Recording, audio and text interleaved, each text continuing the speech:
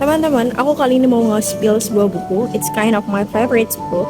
Aku dulu punya buku ini beli sendiri, kemudian kantor Allah hilang, dan alhamdulillah ada hamba Allah yang baik yang ngadoin ini lagi buat aku. Jazakumullahu khair.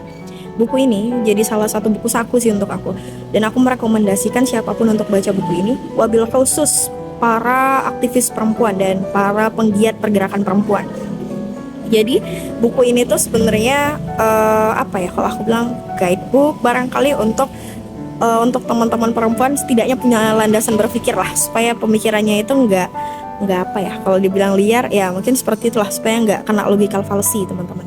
Jadi buku ini tuh pengen ngasih tahu khususnya para perempuan ya, bagaimana kedudukan perempuan di dalam Islam. Jadi wajib banget sih kayaknya para aktivis perempuan supaya nggak menganggap bahwasanya nggak ada ide berpikir yang paling sahih kecuali feminis, nggak ada ide sekeren feminis untuk pergerakan perempuan.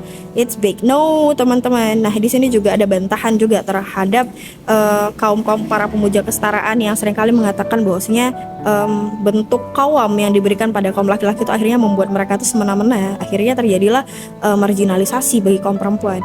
Ya hatta Al-Quran itu nge-spill Bismillahirrahmanirrahim, ar-rijalu qawwamuna 'alan nisa.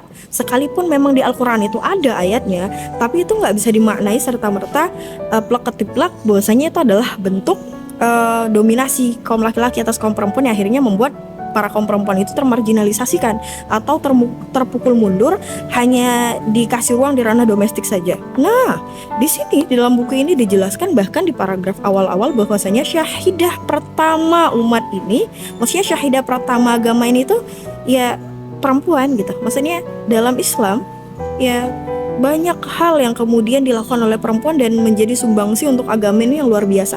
Bahkan pembangun peradaban ini seperti itu.